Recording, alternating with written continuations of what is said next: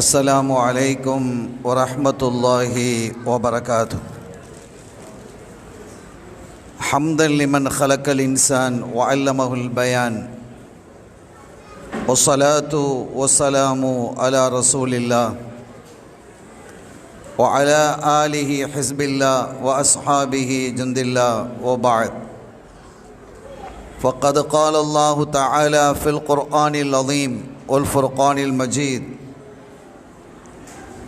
أعوذ بالله من الشيطان الرجيم، بسم الله الرحمن الرحيم،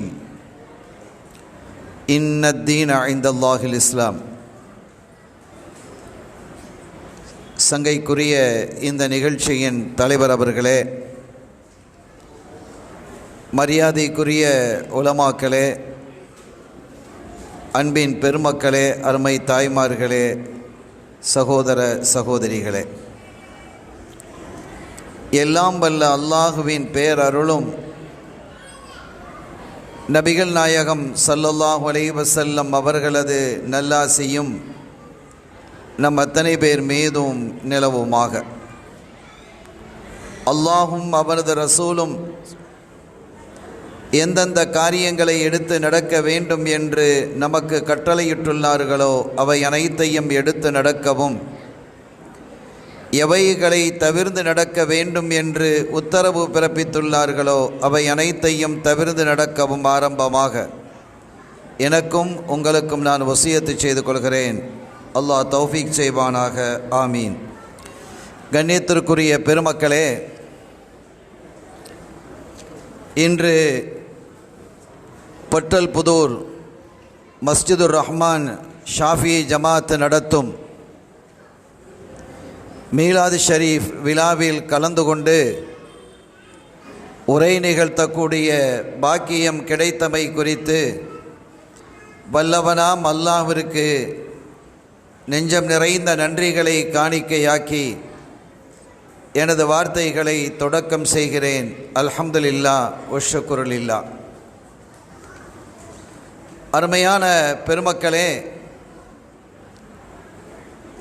இந்த நிகழ்ச்சியினுடைய துவக்க உரை நிகழ்த்திய ஹதரத் அவர்கள் இங்கே கண்மணி நாயகம் ஸல்லல்லாஹு அலைஹி வஸல்லம் அவர்களின் பேரன்பு குறித்து பேசிக்கொண்டு வந்த பொழுது ஒரு தகவலை அவர்கள் குறிப்பிட்டார்கள். சையதுனா சயீத் இப்னு ஆமிர் ரலியல்லாஹு தஆலா அன்ஹு அவர்கள் குறித்த ஒரு தகவலை சொன்னார்கள். அவர்கள் உமர் ரலியல்லாஹு தஆலா அன்ஹு அவர்களுடைய காலத்தில் ஹலப் என்ற பகுதியிலே கவர்னராக இருந்தவங்க. அப்படி கவர்னராக இருக்கும் பொழுது அவர்களின் மீது 4 குற்றச்சாட்டுகள் வைக்கப்பட்டு மக்களால் குற்றச்சாட்டப்பட்டு அமீருல் மோமினின் ஜனாதிபதியாக இருக்கக்கூடிய சையதுனா உமர் ரலியல்லாஹு தஆலா அன்ஹு அவர்கள் சையதுனா சயீத் இப்னு ஆமிர் ரலியல்லாஹு தஆலா அன்ஹு அவர்களை அழைத்து அந்த குற்றச்சாட்டுக்கான விளக்கம் என்ன என்று கேட்கிறார்கள். நீங்கள் அதற்கு செய்திக்குள்ளே போகிறதுக்கு முன்னால் எத்தகைய ஒரு அற்புதமான ஆட்சியை இஸ்லாம் ஷரியா வழங்கியிருக்கிறது என்பதை நீங்கள் பார்க்கணும். சயீத் இப்னு ஆமிர் என்பவங்க ஒரு சாதாரண ஆள் அல்ல. அவங்க ஹைபர் காலத்தில் இஸ்லாத்துக்கு வந்தவங்க. அவங்களுடைய உம்மா அதுக்கு முன்னாலேயே வந்துட்டாங்க, ஹிஜ்ரத் செய்து வந்தவர்கள்.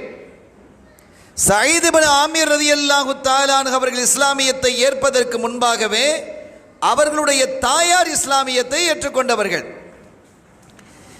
இந்த நிலையிலே கண்மணி ஸல்லல்லாஹு அலைஹி வஸல்லம் அவர்களோடு சில ஆண்டு காலங்கள் அவர்களோடு இருந்தவர்கள். பண்பும் நட்பும் நல்ல குணமும் நிறைந்தவர்கள். இத்தகைய ஒருவரை ஹலபு என்று சொல்லக்கூடிய பகுதிக்கு கவர்னராக அனுப்பி மக்கள் அவர்கள் மீது குற்றம் சாட்டிய பொழுது கவர்னரையே அழைத்து ஜனாதிபதி விளக்கம் கேட்குறாங்க. எவ்வளவு பெரிய அருமையான ஆட்சிங்கிறத நீங்க பார்க்கணும். ஒரு அற்புதமான ஆட்சியை உமர் ரலியல்லாஹு தஆலா அன்ஹு அவர்கள் வழங்கினார்கள். அவங்க கூப்பிட்டு கேட்குறாங்க, இந்த மாதிரி குற்றச்சாட்டு உங்க மேல வந்திருக்கு, இதுக்கு நீங்க என்ன பதில் சொல்றீங்கன்னு கேட்குறாங்க. அதற்கான பதில்கள் என்ன பதில்கள் சொன்னார்கள் என்பதை எல்லாம் ஹதரத் அவர்கள் சொன்னார்கள். இதிலே நாம் ஆச்சரியப்பட வேண்டிய விஷயம், அது கவர்னராக இருந்தாலும் ஜனாதிபதிக்கு அடுத்த ஒரு பதவி என்றால் கவர்னர் பதவி தான். இப்போ நம்ம நாட்டை பொறுத்த வரைக்கும் பிரதமர் பதவி தான் ரொம்ப டாப்பில். அதுக்கு பிறகு என்று எடுத்துக்கொண்டால் அங்கே இருக்கக்கூடிய அமைச்சர்கள், மாநிலத்தில் எடுத்துக்கொண்டால் மாநிலத்தினுடைய முதலமைச்சர் உயரிய பதவியில் இருக்கக்கூடியவர். ஆனால் அன்று ஜனாதிபதி தான் உயரிய பதவியில் இருக்கக்கூடியவர், பொறுப்பு அதிகம் வகிக்கக்கூடியவர் இஸ்லாமிய ஆட்சியில். அதற்கு அடுத்தபடி பொறுப்பு யார் என்றால், இஸ்லாமிய ஆட்சி எங்கெல்லாம் நடக்கிறதோ அங்கெல்லாம் ஒரு கவர்னரை நியமிச்சாங்க, சிரியால நியமிச்சாங்க. அதே மாதிரி ஹலப் என்ற பகுதியிலே நியமித்தார்கள், ஈஜிப்டிலே நியமித்தார்கள். இப்படி பல பகுதிகளிலும் கவர்னர்கள் நியமிக்கப்பட்டு அவர்கள் செம்மையாக செயல்படுகிறார்களா என்பதையும் ஜனாதிபதி, யார் ஜனாதிபதி பதவியை வகிக்கிறாங்களோ அவங்க விசாரிச்சாங்க, நடந்தாங்க. அந்த விசாரணையில் தான் இந்த மக்கள் தங்களினுடைய கவர்னரை குறித்து 4 குற்றச்சாட்டுகளை சொன்னாங்க. அதற்கான விளக்கத்தையும் அவங்க சொல்லிட்டாங்க.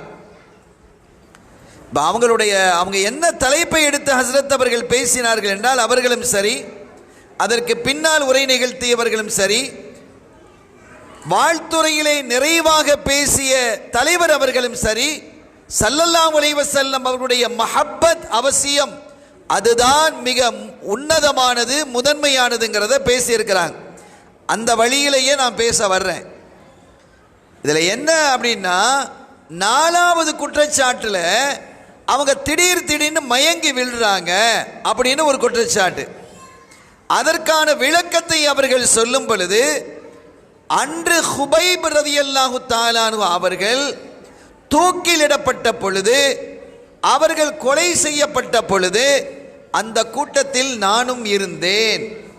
அதை நான் நினைத்து பார்க்கும் பொழுது, சத்தியத்திற்காக உயிர் துறந்த அந்த ஹுபைப் ரலியல்லாஹு தஆலா அன்ஹு அவர்களுடைய ஷஹாதத்தில் நாமும் எதிராக பங்கு பற்றி விட்டோமோ என்ற அச்சம். ஹுபைப் ரலியல்லாஹு தஆலா அன்ஹு அவங்க இஸ்லாத்தை ஏற்றுக்கிட்டாங்க. அதில் அவங்களுடைய பெரிய கராமத்து நடந்தது. அவங்க கைது செய்து வைக்கும் பொழுது புகாரி அது பேசும், புகாரியிலேயே அந்த செய்தி இடம்பெறுகிறது. நாம் சொல்ல வந்த செய்தி என்னவென்றால், ஹுபைப் ரலியல்லாஹு தஆலா அன்ஹு அவர்களை கொல்லும் பொழுது, கொல்வதற்கு முன்பாக ஹஸரத் அவங்க சொன்னாங்க, நாங்கள் ஒரு விஷயத்தை சொல்கிறோம் ஹுபைப், அதை நீங்கள் அங்கீகரித்தீர்களே ஆனால் உங்களை நாங்கள் விட்டுறோம், நீங்கள் அங்கீகரிச்சிட்டீங்கன்னா நாங்கள் உங்களை விட்டுறோம். என்னன்னு கேட்டாங்க. இந்த இடத்தில் முஹம்மது ஸல்லல்லாஹு அலைஹி வஸல்லம், நீங்கள் இருக்கிறீங்களே, இப்போ நீங்கள் மரத்தில் கட்டி வைக்கப்பட்டிருக்கிறீங்க, நாங்கள் 40 பேர் இருக்கிறோம், 40 பேரும் உங்களை கொல்வதற்காக துணிந்து நிற்கிறோம், உங்களுடைய உயிரை போக்குவதற்காக இருக்கிறோம். இந்த நிலையில் இந்த இடத்தில் முஹம்மதுன் ஸல்லல்லாஹு அலைஹி வஸல்லம் அவர்கள் இருந்தால் உங்களுக்கு சந்தோஷம் தானேன்னு கேட்குறாங்க. உயிர் போகக்கூடிய நிலை தானே, சந்தோஷம்னு சொன்னதுனால ரசூலுல்லாஹ் பிடிச்சிட்டு இங்கே வந்துட முடியுமா? இங்கே மதீனாவுக்கு போயிடுவாங்களா? போய் ஸல்லல்லாஹு அலைஹி வஸல்லம் அவர்களை கொண்டு வர முடியுமா? சாத்தியமே இல்லை. அது சாத்தியம் இல்லை என்பது அந்த குறைஷி இவர்களுக்கும் தெரியும். ஆனாலும் இவர்களை ஒரு சோதித்து பார்ப்பதற்காக, நீங்க இந்த இடத்தில் உங்களுக்கு பதிலாக முஹம்மதுன் ஸல்லல்லாஹு அலைஹி வஸல்லம் அவர்கள் இருப்பார்களே ஆனால் எனக்கு சந்தோஷம் அப்படின்னு ஒரு வார்த்தையை சொல்லுங்க, உங்களை விட்டுருவோம் அப்படிங்கிறாங்க. அப்பதான் அவங்க சொன்னாங்க, சந்தோஷங்கிறதுலாம் பின்னால, எனக்கு உயிர் போகிறதுங்கிறது எனக்கு சந்தோஷம், அல்லாவுக்காக ரசூலுக்காக இந்த தீனுக்காக என்னுடைய உயிர் போகிறது என்றால் அது எனக்கு சந்தோஷம்தான். ஆனால் இந்த நிலையில் என் கண்மணி முஹம்மதுர் ரசூலுல்லாஹி ஸல்லல்லாஹு அலைஹி வஸல்லம் அவர்களுடைய காலில் முள் குத்துவதை கூட நான் பொறுக்க மாட்டேன். அவங்களுடைய காலில் முள் குத்துறதா உங்களுடைய உயிர் போவதா என்றால் என்னுடைய உயிர் போவதை நான் தேர்வு செய்வேன் என்கிறார்கள். எப்படிப்பட்ட சஹாபிகள் அவர்கள்! அதற்கு பிறகு இதுக்கு மேலே சும்மா இருக்க முடியாது, கொண்டுட வேண்டிதான் அப்படின்னு முடிவுக்கு வரும் பொழுது 2 ரக்காத்து தொழுகிறதுக்கு எனக்கு அனுமதி தாங்கன்னாங்க. 2 ரக்காத்து அனுமதி கொடுக்கப்பட்டது. அவர்கள் தொழுதார்கள், சீக்கிரமாக தொழுதுட்டாங்க. அதுலேயும் அவங்க சொல்கிறாங்க, நான் கொஞ்சம் நீளமாக தொழணும்னு தான் விரும்பினேன், உயிர் போயிடும் என்ற பயத்தில் இவன் தொழுகையை நீட்டுகிறானோ என்ற எண்ணம் உங்களுக்கு வந்துவிடக்கூடாது, நான் உயிருக்கு அஞ்சியவன் அல்ல என்பதை காட்டுவதற்காக தொழுகையை முடிச்சிட்டேன் அப்படின்னாங்க. முடிச்சுட்டு அவங்க சொன்னது என்ன தெரியுமா? அஸ்ஸலாமு அலைக்கும் யா ரசூலல்லாஹ். தங்களுடைய வாழ்வின் கடைசியாக கண்மணி நாயகம் ஸல்லல்லாஹு அலைஹி வஸல்லம் அவர்கள் மீது சலாம் சொல்லுவதை கடைசி வார்த்தையாக அமைத்துக் கொண்டார்கள். எவ்வளவு பெரிய ஆச்சரியமானது! மதீனாவில் இருக்கக்கூடிய ஸல்லல்லாஹு அலைஹி வஸல்லம் அவர்கள், இது மக்காவுக்கு வெளியில் நடக்குது, கிட்டத்தட்ட 300 சொச்ச கிலோமீட்டர், 400 கிலோமீட்டர். ஸல்லல்லாஹு அலைஹி வஸல்லம் அங்கிருந்து சொல்கிறார்கள், வலைக்கும் அஸ்ஸலாம் யா ஹுபைப் என்று. இதெல்லாம் முடிஞ்சது. இப்போ நான் பேச வந்த தகவல் என்ன தெரியுமா? அதனுடைய தொடர். சில நாட்கள் போனது, ஸல்லல்லாஹு அலைஹி வஸல்லம் அவர்கள் கவலையோடு பார்க்கப்பட்டார்கள். சில நாட்களாக ஸல்லல்லாஹு அலைஹி வஸல்லம் அவர்களுடைய முகத்தில் எப்போதும் தெரியக்கூடிய மலர்ச்சி இல்லை. அவர்கள் கவலையாக தென்படுகிறார்கள் என்பதை பார்த்தபோது சஹாபிகளும் கவலையாயிட்டாங்க. ரசூலுல்லாஹ் சந்தோஷம் இல்லை என்றால் சஹாபிகளுக்கு சந்தோஷம் இல்லை, சஹாபியத்துகளுக்கு சந்தோஷம் இல்லை, குழந்தைகளுக்கும் சந்தோஷம் இல்லை. இது தொடர்பான நிறைய தகவல்கள் வரலாற்றிலும் ஹதீதுகளிலும் பார்க்க முடியும். அப்போ இவங்க சில சஹாபிகள் வீட்டுக்கு வர்றாங்க, சந்தோஷமாக இல்லை. அவங்க மனைவிமார்கள் கேட்குறாங்க, என்ன நீங்கள் ஒரு மாதிரியாக இருக்கிறீங்க, எப்போதும் போல் இல்லை, டிஃப்ரெண்ட்டாக இருக்கிறீங்க, கலகலப்பாக இருப்பீங்க, சந்தோஷமாக இருப்பீங்க, நிறைய பேசுவீங்க, இப்போ நீங்கள் நேற்று இன்றெல்லாம் நீங்கள் அவ்வளோ மகிழ்ச்சியாக இல்லை, உங்களை உறுத்துவது எது, உங்களுக்கான மன உளைச்சலை தந்தது எது, ஏன் இப்படி இருக்கிறீர்கள் என்று அந்த மனைவிமார்கள் கேட்குறாங்க சஹாபிகளை. அவங்க சொன்ன பதில் என்ன தெரியுமா? 2 நாட்களாக கண்மணி நாயகத்தினுடைய முகத்தில் சந்தோஷம் இல்லை, அதனால் எங்களாலும் சந்தோஷமாக இருக்க முடியவில்லை, சாப்பிட முடியவில்லை, தூங்க முடியவில்லை என்கிறார்கள். என்ன ஒரு பிரியம் என்பதை யோசியுங்கள். ஆனால் இந்த சஹாபிகளை பற்றியெல்லாம் நிறைய குறை பேசக்கூடியதுக்குன்னு ஒரு கூட்டம் இருக்குது. அவங்களெல்லாம் பின்பற்ற தேவையில்லை, அவங்க அப்படி இவங்க இப்படி, இந்த குறைகளையே தேடி பார்க்கக்கூடிய குறைமதி கூட்டம் அது. நான் அந்த விமர்சனத்துக்குள்ளே போகலை. ஆனால் இந்த சஹாபிகள் எப்படி இருந்தார்கள்?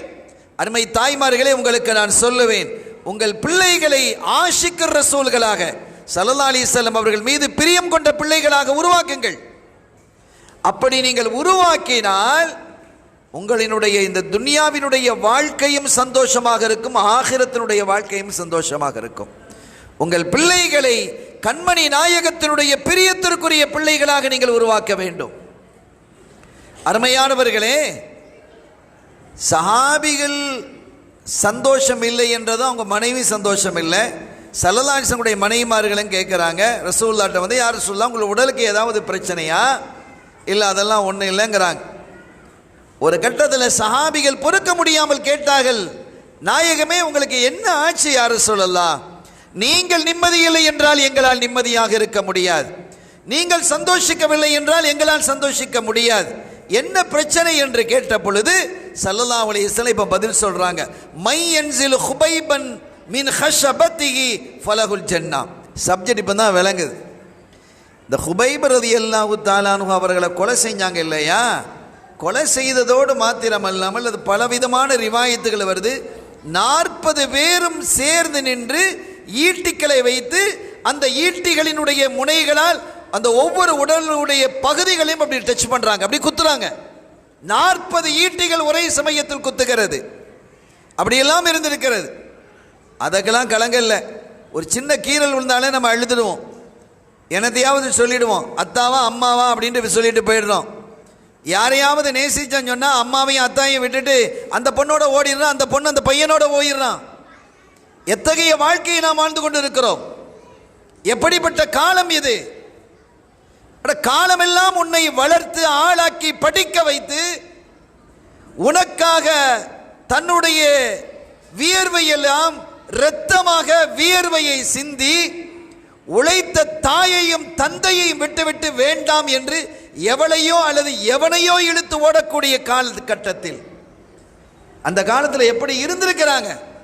ஸல்லல்லாஹு அலைஹி வஸல்லம் அவர்களுடைய பிரியம் உங்களுடைய பிள்ளைகளினுடைய கல்பிலே வறுமையானால் இந்த வழி தவறுதல் ஒருபோதும் நடக்காது, இது உறுதி. எனவே உங்களுடைய பிள்ளைகளுக்கு இந்த நிகழ்வின் வழியாக, இந்த மீலாது ஷரீஃப் வழியாக அன்பையும் பாசத்தையும் கண்மணி நாயகம் ஸல்லல்லாஹு அலைஹி வஸல்லம் அவர்கள் மீது நீங்கள் ஏற்படுத்தி தர வேண்டும் என்று எல்லோரையும் கேட்கிறேன். குறிப்பாக பெண்கள் பகுதியை நோக்கி நான் பேசுகிறேன். அதான் அவசியம். ஏன்னா பிள்ளைகளோடு அதிக நேரம் இருக்கிறது அவங்க தான். அத்தா வெளிநாட்டில் இருப்பார், வெளியூரில் இருப்பார், பிஸ்னஸில் இருப்பார், வருவார் போவார். ஆனால் பிள்ளைகளினுடைய கண்காணிப்பு பெரும்பாலும் தாயிடத்தில் இருக்கிறது என்பதற்காக மீலாது விழாக்கள் என்பது நம்மை சீர் செய்ய வேண்டும், நம்மை பண்படுத்த வேண்டும், ஸல்லல்லாஹு அலைஹி வஸல்லம் அவர்களுடைய பிரியத்தின் அளவில் கொண்டு சேர்க்க வேண்டும். அருமையானவர்களே, ஹுபைப் ரலியல்லாஹு தஆலா கொன்னுட்டாங்க. கொன்று முடித்ததுக்கு பிறகு அவங்களுடைய கோபம் அடங்கலை. ஏன் தெரியுமா? இந்த இடத்துல ரசூலுல்லாஹ் உனக்கு பதிலாக ரசூல் இருந்தால் பரவாயில்லான்னு கேட்டபோது முள் குத்துறதை கூட நான் பொறுக்க மாட்டேன்னு சொன்னதும் கோபம் வந்துடுச்சு. அந்த கோபத்தில் கொன்று அந்த மரத்தடியில் இருந்தது, அந்த மரத்தினுடைய கிளையிலே கழுத்திலே கயிற்றை கட்டி தூக்கு போட்ட மாதிரி மேலே தூக்க விட்டாங்க, தொங்கிக்கிட்டு இருக்குது. இப்போ அது எத்தனை நாளைக்கு தொங்குச்சு தெரியுமா? எத்தனை நாளாக அங்கே தொங்கிக் கொண்டிருக்கிறது. இந்த 40 பேரும் காவல் காத்து கொண்டு இருக்கிறாங்க. யார் அந்த ஜனாசாவை தூக்கிட்டு போகக்கூடாது, வெயிலில் காயணும், பறவைகள் வந்து கொத்தணும், கண்கள் கலண்டு விழணும், உறுப்புகள் எல்லாம் அப்படியே கரிந்து கரிந்து இந்த வெயிலிலே அப்படியே ஒன்று ஒன்றாக கலந்து விரல்கள் எல்லாம் விழுந்து அந்த உடம்பு சிதைந்து போகணும் அப்படிங்கிறதுக்காக தொங்க போட்டிருக்கிறாங்க. இது ஸல்லல்லாஹு அலைஹி வஸல்லம் அவர்கள் அறிந்து, என்னுடைய தோழருக்கு இப்படி ஒரு நிலை ஏற்பட்டு விட்டதே, நாயகமே ஏன் கவலையாக இருக்கிறீர்கள் என்று கேட்ட பொழுது, மையன்சில் ஹுபைபன் அன் ஹஷபத்திஹி ஃபலகுல் ஜன்னா, யார் ஹுபைபை அந்த கழு மரத்திலிருந்து கீழே இறக்குகிறார்களோ அவர்களுக்கு சொர்க்கம் என்றார்கள் ஸல்லல்லாஹு அலைஹி வஸல்லம். இதான் நடந்தது. உடனே ஒரு சஹாபி எழுந்தாங்க, ஜுபைர் ரலியல்லாஹு தஆலா, நான் செல்கிறேன் நாயகமே அப்படின்னாங்க. பக்கத்தில் இன்னொரு சஹாபி எழுந்தாங்க, மிக்தாத் ரலியல்லாஹு தஆலா, அன யா ரசூலல்லாஹ், நானும் போகிறேன். நாங்கள் 2 பேரும் போங்கன்றாங்க. கொஞ்சம் யோசிங்க. உடனே அப்படியே குதிரையை எடுத்துட்டு 2 பேரும் என்ன செஞ்சிட்டாங்க, புறப்பட்டு போகிறாங்க. மக்காவுக்கு போகிறதா இருந்தால் குறைஞ்சபட்சம் 1 வாரம் ஆகிடும். அப்படி போகிறதாக இருந்தால் உணவுப் பொருட்களை அது இது எல்லாத்தையும் எடுத்துகிட்டு போகணும், இல்லை எதுவும் எடுக்கல. போகிறேன்னே உடனே போங்கன்னாங்க. ஸல்லல்லாஹு அலைஹி வஸல்லம் சொன்னதும் போயிட்டாங்க. என்ன ஒரு தவக்கல் அவர்களிடத்தில் இருந்திருக்க வேண்டும், இறை நம்பிக்கை. நம்ம இங்கேருந்து திருநெல்வேலிக்கு போகிறதா இருந்தால் எவ்வளோ ரெடி பண்ணுவோம், அந்த பாக்ஸு இந்த பாக்ஸு சாப்பாடு அது இது ரசம் எல்லாத்தையும் ரெடி பண்ணுறோமா இல்லையா? ஸல்லல்லாஹு அலைஹி வஸல்லம் புறப்படுங்கள் என்று சொன்னதும் புறப்பட்டு சென்றவர்கள் வந்துட்டாங்க. இலைய தலைகளை எதையாவது சாப்பிட்டுட்டு வந்து சேர்ந்துட்டாங்கன்னு வைங்க, தூரத்தில் அந்த இடத்தை கண்டுபிடிச்சி வந்து சேர்றாங்க. அப்படி சேரும் பொழுது தூரத்தில் பார்க்குறாங்க, அந்த ஜனாசா தொங்கிக் கொண்டிருக்கிறது. சுற்றி வர வீரர்கள் உட்காந்துக்கிட்டு இருக்கிறாங்க, குறைஷிகள் உட்காந்துக்கிட்டு இருக்கிறாங்க. இப்போ அந்த ஜனாசாவை தூக்கிட்டு வர்றதா எப்படி முடியும்? இவங்க 2 பேர் தான் இருக்கிறாங்க, அவங்க 40 பேர் இருக்கிறாங்க. என்ன செய்யறதுன்னு 2 பேரும் ஆலோசிக்கிறாங்க, என்ன பண்ணலாம் அப்படின்னு யோசிக்கிறாங்க. அப்போ மிக்தாத் ரலியல்லாஹு தஆலான்னு சொன்னாங்க, ஜுபைர் ரலியல்லாஹு தஆலா, நீங்கள் தான் லீடர். 2 பேராக இருந்தாலும் ஒரு ஆள் லீடர் இருக்கணும். லீடர் ஒரு ஆள் தான் இருக்கணும். 2 தலைமை இருந்துன்னு சொன்னால் அந்த சமூகம் உருப்படாது. ஒரு அமைப்புக்கோ ஒரு இயக்கத்துக்கோ ஒரு கட்சிக்கோ 2 தலைமைகள் இருந்தால் நம்ம பார்க்குறோமா இல்லையா? மண்டையை பிடிச்சுக்கிட்டு 2 தலைமை இருந்ததால் எவ்வளவு பெரிய சங்கடங்கள் ஏற்படுகிறது என்று. இது சம்பந்தமா அல்லாஹ் குர்ஆன்லயும் சொல்றான், 2 அல்லாஹ் இருந்தாலே இந்த உலகம் உருப்படாதுன்னு. ஆக மிக்தாத் ரலியல்லாஹு அன்ஹு தெளிவா சொன்னாங்க, ஜுபைர் நீங்க தான் லீடர். ஏன்னா ரசூல் கேட்டதும் முதலாவது பதில் அளித்தது நீங்க தான், 2வதா நான். அதனால நீங்க தலைவர். இப்போ நீங்க என்ன சொல்றீங்களோ அதை நான் கேட்கிறேன், நீங்க என்ன சொன்னாலும் அதை நான் கேட்பேன் என்றார்கள். அப்போ ஜுபைர் ரலியல்லாஹு அன்ஹு சொல்றாங்க, மிக்தாத் இப்போ நான் குதிரையில் வேகமாக போகிறேன், அந்த ஜனாசாவை அவிழ்க்கணும், தூக்கணும், அங்கிருந்து கீழே இறக்கணும். யார் இறக்குறாங்கன்னு ரசூல் சொல்லிட்டாங்க. நான் புறப்பட்டு போனேன், நீங்கள் இங்கிருந்து என்ன நடக்குதுன்னு பாருங்க. நான் சிக்கிட்டேன்னு வைங்க, சிக்கிட்டா என்னையும் கொண்டு போடுவாங்க, கொண்டுடுவாங்க, பரவாயில்ல. அதுக்கு பிறகு நீங்கள் வராதீங்க. நீங்கள் என்ன செய்யுங்க, நாயகமே ரசூல் போக சொன்னாங்க, போனோம், எங்களால் முடியாமல் போயிடுச்சு, நீங்கள் திரும்பி போயிடுங்க. போய் நான் கொல்லப்பட்டு விட்டேன், அந்த ஜனாசாவை எங்களால் எடுக்க முடியல அப்படிங்கிற தகவலை நீங்கள் என்ன செய்யுங்க, நீங்கள் ரசூல்லாட்ட போய் சொல்லுங்க. ஒருவேளை நான் எடுத்துகிட்டு வந்தேன்னு சொன்னால் அது பெரிய விஷயம்தான், என்ன நடக்குமோன்னு எனக்கு தெரியாது, நான் போகிறேன், நான் தனியாக போகிறேன், நீங்கள் இங்கே நின்று அவதானித்து கொண்டு இருங்கன்னாங்க. இவங்க எல்லாத்துக்கும் இவங்க சொல்லிட்டாங்களே, நீங்கள் லீடர், என்ன சொல்கிறீங்களோ அதை நான் செய்கிறேன் அப்படின்ட்டாங்க. ஜுபைர் ரலியல்லாஹு அன்ஹு குதிரையை பிஸ்மில்லான்னு எடுத்தாங்க. அவங்களே சொல்கிறாங்க, அவங்க உட்காந்து பேசிக்கிட்டு இருக்கிறாங்க, அந்த குறைஷிகள்லாம் உட்காந்து பேசிக்கிட்டு இருக்கிறாங்க. ஒரு பக்கமாக நான் வேகமாக வந்து மரத்தடிக்கு கீழே நின்றுட்டேன், குதிரையில் வருவதோ நான் மரத்தடிக்கு கீழே நிற்பதோ அவங்க கண்ணில் படலைங்கிறாங்க, பார்க்கல. இது பெரிய ஆச்சரியம் இல்லையா? அல்லாஹ் ஏற்படுத்திய ஒரு பேரருள்.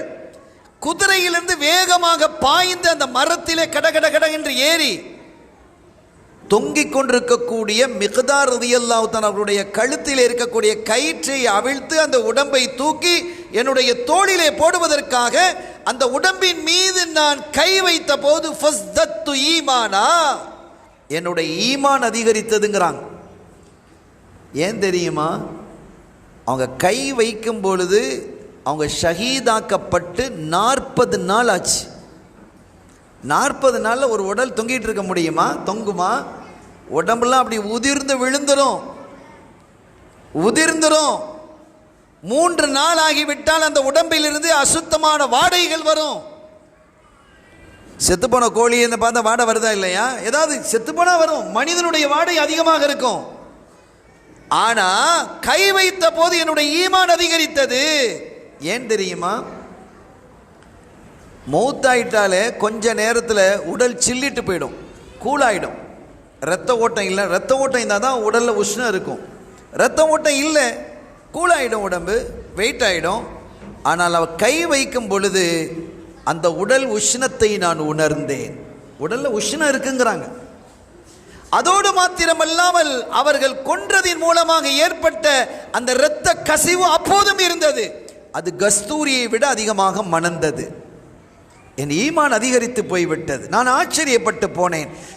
அந்த கயிற்றில் இருந்து அவர்களுடைய கழுத்தை விடுவித்து அந்த ஜனாசாவை என்னுடைய தோளிலே போட்டுக்கொண்டு கீழே இறங்கும் பொழுது ஒருத்தன் பார்த்துட்டான். யாரோ ஒருத்தர் அந்த ஜனாசாவை எடுக்கிறார், ஹுபைபை எடுக்கிறார், பிடியுங்கள் என்றார்கள். 40 பேரும் இங்கே வந்துட்டாங்க. இப்போ என்ன ஆகும்? இப்போ பாருங்க அந்த ஹதீஸ் அவங்க எப்படி சிந்திக்கிறாங்கன்னு. ஸல்லல்லாஹு அலைஹி வஸல்லம் என்ன சொன்னாங்க? ஹுபைபினுடைய அந்த ஜனாசா உடம்பை இங்கே கொண்டு வரணும்னு சொல்லலை, கீழே இறக்கணும்னாங்க. கீழே தானே இறக்கணும், மரத்தில் இருக்கக்கூடாது, நீங்கள் கீழே இறக்கிருங்கன்னாங்க. மை என்சிலு ஹுபைபன் அன் ஹஷபதி, அந்த மர கழுவிலிருந்து யார் கீழே இருக்கிறாரோ அவருக்கு சொர்க்கம்னு சொன்னாங்க. அதனால் நம்ம என்ன செஞ்சிடும், கீழே இறக்குவோம் என்று அந்த ஜனாசாவை தூக்கி நான் வீசி விட்டேன், பூமியில் வீசிட்டேங்கிறாங்க. அந்த ஜனாசாவை நோக்கி அந்த 40 பேரும் ஓடுனாங்க. நான் குதிரையின் மீது பாய்ந்து வேகமாக வந்து விட்டேன். இப்போ மிக்தாத் ரலியல்லாஹு அன்ஹு அவர்களும் என்னோட சேர்ந்துட்டாங்க. நாங்கள் 2 பேரும் வர்றோம். இப்போ நான் சொல்கிறேன், மிக்தாத் இப்படி செஞ்சேன். ஆமாம், நானும் தூரத்தில் இருந்து பார்த்தேன். இந்த ஜனாசாவை தூக்கி நான் கீழே போட்டுட்டு வந்துட்டேனே, நான் செஞ்சது சரியா பிழையா? நான் இப்படி இந்த ஹதீதை எடுத்துக்கிட்டேன், செஞ்சது சரியா பிழையான்னு எனக்கு தெரியல. என்னுடைய மனசு உறுத்துது. நான் தப்பு பண்ணிட்டனோ, அந்த ஜனாசாவை ஸல்லல்லாஹு அலைஹி வஸல்லம் அவர்களிடத்திலே கொண்டு போயிருக்கலாமோ என்றெல்லாம் நான் எண்ணி பார்க்கிறேன். என்னுடைய மனது உறுத்துது மிக்தாத் என்று ஜுபைர் ரலியல்லாஹு அன்ஹு சொல்றாங்க. சரி, வந்தாச்சு, முடிச்சிட்டீங்க சப்ஜெக்டை, நீங்கள் அந்த ஹதீத் அப்படி பார்த்துருக்கிறீங்க, கீழே இறக்கணும்னு சொன்னாங்க, நீங்கள் கீழே இறக்கிட்டீங்க. ஸல்லல்லாஹு அலைஹி வஸல்லம் அவங்கள்ட்ட போய் செய்தியே சொல்லுவோம், ஒன்றும் மாற்றி பேச போகிறது இல்லையே, நடந்தது சொல்லுவோம், அவங்க என்ன சொன்னாங்கன்னு பார்ப்போம். நாங்கள் 5-6 நாட்களாக வேகமாக பிரயாணித்து மதீனா ஷரீஃபுக்கு வர்றோம்.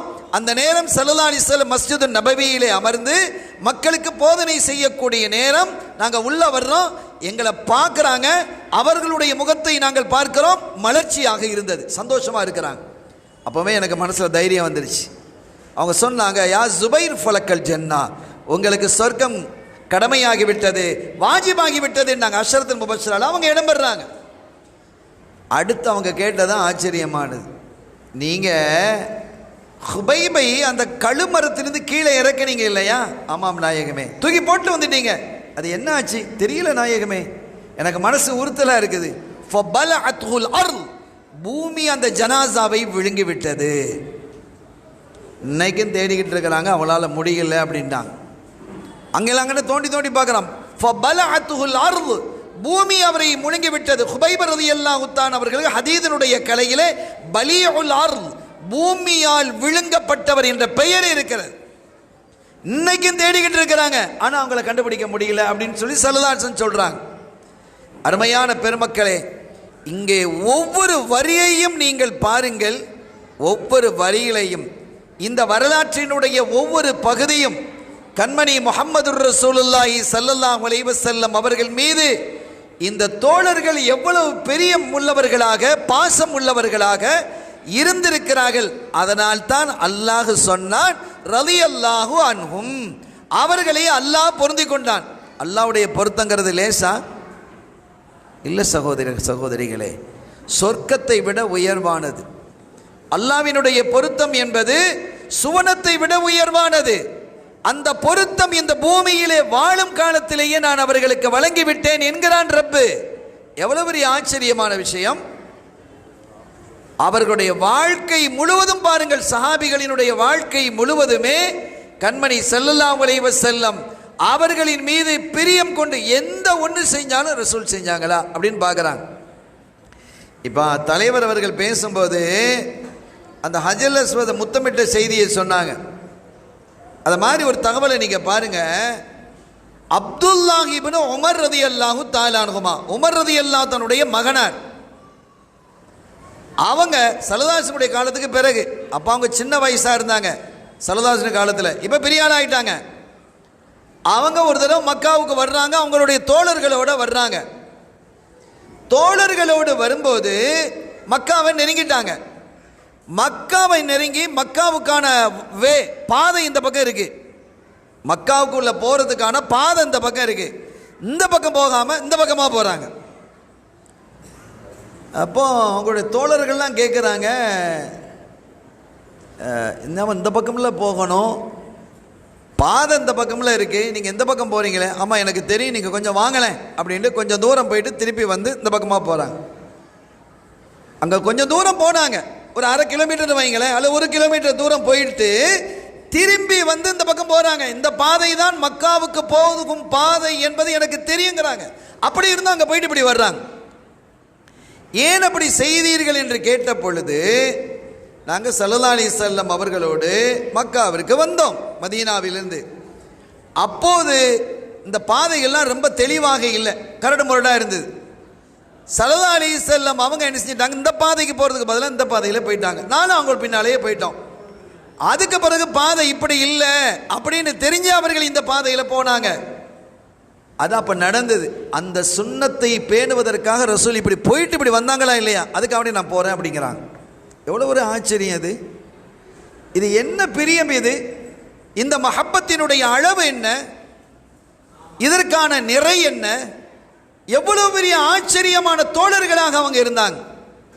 இதே அப்துல்லா இப்னு உமர் ரலியல்லாஹு தஆலா அன்ஹுமா ஒரு தடவை அவங்க குதிரைகளை பிரயாணிச்சுட்டு போகிறாங்க, தோழர்களோடு இருக்கிறாங்க, அவங்களுடைய மாணவர்கள் இருக்கிறாங்க. அந்த மாணவர்கள் பின்னால் வர்றாங்க. ஒரு இடத்துல போகும்போது இந்த குதிரையின் மேல் இருக்கக்கூடிய அவர்கள் இப்படி தலையை கவிழ்ந்து அப்படி நிமிர்றாங்க. அப்போ ஏன் அப்படி செஞ்சீங்க அப்படிங்கும்போது, இந்த பகுதியில் நான் ரசூலுல்லாவோட வந்திருக்கிறேன். அப்போ இந்த இடத்துல ஒரு மரம் இருந்தது, தாழ்வாக ஒரு கிளை இருந்தது. அந்த கிளைக்கு கீழே ஸல்லல்லாஹு அலைஹி வஸல்லம் அவர்கள் சென்றார்கள். அப்போ கிளை தலையில் முட்டிடக்கூடாதுங்கிறதுக்காக அந்த கிளைக்கு கீழே அப்படி தலையை குனிஞ்சு என்ன செஞ்சாங்க, எழுந்தாங்க. இன்னைக்கு மரமும் இல்லை, அந்த கிளையும் இல்லை என்றாலும் இந்த இடம் ரசூல் ஸல்லல்லாஹு அலைஹி வஸல்லம் அவர்கள் தன்னுடைய முபாரக்கான தலையை அவர்கள் சாய்த்த இடம் என்பதால் நான் சாய்த்தேன் என்கிறார்கள். இது ஒரு பெரிய ஆச்சரியம் இல்லையா? இதையெல்லாம் உங்களுடைய பிள்ளைகளுக்கு நீங்கள் சொல்லிக் கொடுக்கணும். உங்களுடைய பிள்ளைகளுக்கு நீங்கள் சொல்லிக் கொடுப்பதின் மூலமாக அந்த இதயத்தில் பேரன்பை ஊற்றெடுக்க செய்ய வேண்டும். உமைர் இப்னு சஅத், சின்ன வயசுக்காரர் ரலியல்லாஹு தஆலா. உமைர் இப்னு சஅத் இளம் வயதுக்காரர். அவங்களுடைய அத்தா, அவங்களுடைய வாப்பா, அந்த உமைர் இப்னு சஅதுடைய வாப்பா தன்னுடைய மனைவி விட்டுட்டு போயிட்டார், இறந்துட்டார். அதற்கு பிறகு அந்த உமைரினுடைய தாயார் இன்னொரு கல்யாணம் முடிச்சாங்க. அவருடைய பெயர் ஜுலாஸ். ஜுலாஸ் என்ற ஒரு தோழரை கல்யாணம் முடிச்சு வாழ்ந்துட்டு வர்றாங்க. இப்போ ஜுலாஸும் உமைரினுடைய தாயாரும் சந்தோஷமாக வாழ்கிறாங்க. உமைர் ஜுலாஸுக்கு பிறந்த பிள்ளை இல்லை, முந்தைய கணவருக்கு பிறந்த பிள்ளை. நீங்கள் புரிஞ்சுக்கிட்டீங்க தானே? முந்தைய கணவருக்கு பிறந்த பிள்ளை. பொதுவாகவே முந்தைய கணவனினுடைய பிள்ளை என்று சொன்னது ஆண் பிள்ளையோ பெண் பிள்ளையோ என்று சொன்னால், அந்த ரெண்டாவது கல்யாணம் முடிக்கிறாரு அவர் ஷருத்தோடு தான் வருவார். இந்த மாதிரி நீ பிள்ளையோட வரக்கூடாது சொல்லுவாங்களா இல்லையா? அது சரியா பிள்ளையா அப்படிங்கிற தர்க்கத்துக்கு நான் போகலை. அப்படி சொல்லலாமா சொல்லக்கூடாதா என்ற விவகாரத்துக்கு போகலை. நடைமுறையை சொல்லுகிறேன். இயல்பாக ஒரு பெண்ணு கல்யாணம் முடிஞ்ச பெண்ணு, அந்த பெண்ணை அந்த ஒரு குழந்தை இருக்கு, அந்த கணவன் டிவோர்ஸ் பண்ணிட்டு போயிட்டான் அல்லது கணவர் இறந்துட்டாரு, ஏதோ ஒன்று. இப்போ அந்த பெண் இரண்டாவது கல்யாணம் முடிச்சு வைக்கப்படுறா. அவங்களுடைய பேரண்ட்ஸ் ரெண்டாவது கல்யாணம் முடிச்சு வைக்கணும்னு விரும்புவாங்களா இல்லையா? அப்போ அந்த அடிப்படையில் ரெண்டாவது கல்யாணம் நடந்து அந்த ரெண்டாவது கல்யாணம் முடிக்கிறதாக இருந்தால் அவருக்கே ரெண்டாவது கல்யாணமாக இருக்கலாம். அவர் யாராவது பெண் கல்யாணம் முடிச்சு அந்த பெண் மௌத்தாக இருக்கலாம் அல்லது டிவோர்ஸ் ஆகிருக்கலாம். இப்போ இவருக்கு ரெண்டாவது அவருக்கு ரெண்டாவது தான் இருக்கும், பெரும்பாலும் அப்படி தான் இருக்கும். இந்த நிலையில் அவர் வைக்கக்கூடிய ஷரத்து என்னதான் இருக்கணும், என்னதாக இருக்கும்? பிள்ளை உங்கள் அத்தா அம்மாவோட இருக்கட்டும், உங்கள் வாப்பா அம்மாவோட இருக்கட்டும், இங்கே இருக்கக்கூடாது, பிள்ளையோட நீ வரக்கூடாது. பெரும்பாலான ரெண்டாவது கல்யாணம் முடிக்கக்கூடியவர்கள் பார்ப்பாங்க அந்த பெண்ணுக்கு பிள்ளை இல்லாமல் இருக்குதா அப்படின்னு பார்ப்பாங்க. இதெல்லாம் வேற தகவல்.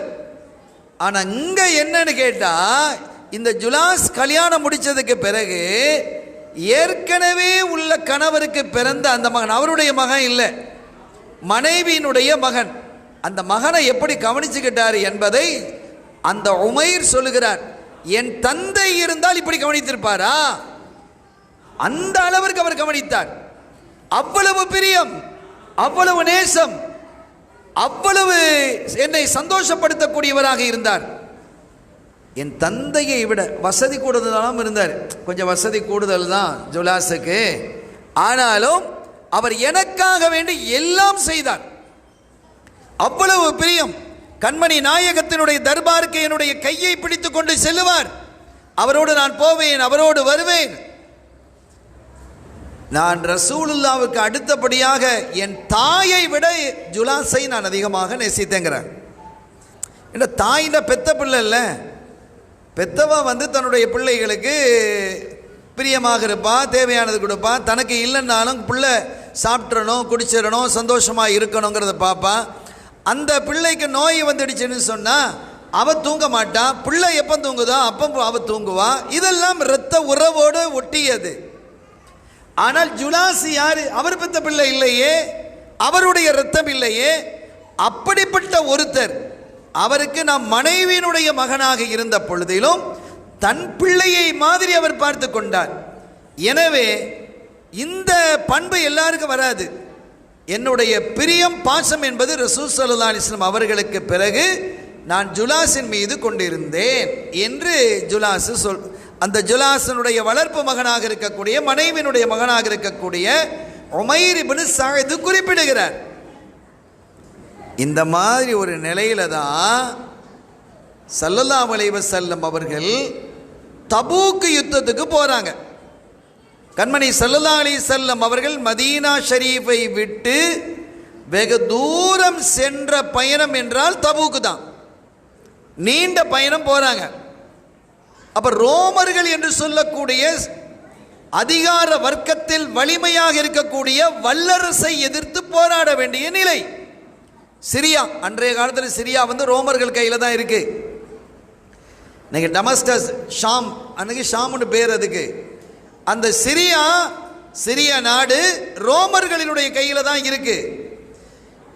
இப்போ அங்கிருந்து பல்வேறு பிரச்சனைகள் முஸ்லிம்களுக்கு வந்துட்டு இருக்கிறதுனால அந்த பிரச்சனையை எதிர்த்து போராட வேண்டும் என்று கண்மணி ஸல்லல்லாஹு அலைஹி வஸல்லம் தபூக்குக்கு போறாங்க. தபூக்கை நோக்கி பயணம் பண்றாங்க. ஆனா போற அந்த பயணம் என்பது வெகு தூர பயணம். எதிர்த்து போராடப்பட வேண்டியவர்கள் மிக வலிமையானவர்கள்.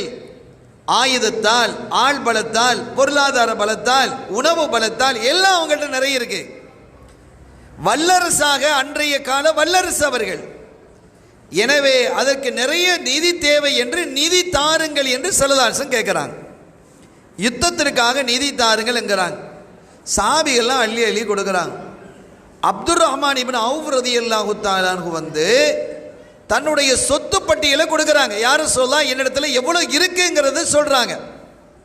இதை கொஞ்சம் யோசிக்கணும். இந்த காலத்தோடு ஒப்பிட்டு பார்த்தா, இந்த காலத்தை யாராவது எலெக்ஷனில் நிற்கிறதாக இருந்தால் அவங்க சொத்து பட்டியலை ஒப்படைக்கணும். எல்லாருக்கும் தெரியும், எலெக்ஷன் கமிஷனுக்கும் தெரியும் அவன் எத்தகைய சொத்து பட்டியலை ஒப்படைக்கிறாங்கிறதுலாம் தெரியும். அவனுக்கு இப்போ எத்தனை பினாமி இருக்கிறாங்கிறதும் தெரியும். இதெல்லாம் இந்த காலத்தில் நடக்கிறது தான். சரி, போகட்டும். ஆனால் ஸல்லல்லாஹு அலைஹி வஸல்லம் உங்களுக்கு எவ்வளவு சொத்து இருக்குலாம் கேட்கல. கேட்டாங்களா? நிதி தாருங்கள், இது யுத்தத்திற்காக நிதி தாருங்கள், யுத்த களத்திலே கலந்து கொள்ளுங்கள் என்று அழைப்பு விட்டாங்க. எல்லாருக்கும் அழைப்பு விட்டாங்க. சஹாபிகள் தங்களால் முடிந்த நிதி உதவியை கொடுக்கறாங்க. எவ்வளவு கொடுக்க முடியுமோ அவ்வளவு கொடுக்கறாங்க. உஸ்மான் ரலியல்லாஹு தஆலா 1000 தங்க காசுகளை கொண்டு 1000 தங்க காசுங்கிறது எவ்வளவு பெரிய விஷயம். ஸல்லல்லாஹு அலைஹி வஸல்லம் மடியில் கொட்டுறாங்க.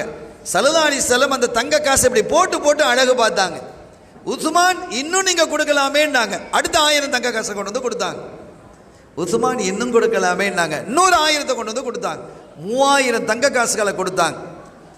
ஸல்லல்லாஹு அலைஹி வஸல்லம் சொல்றாங்க, இதற்கு பிறகு உஸ்மானுக்கு எதுவும் இல்லை. அப்படின்னா என்ன அர்த்தம்?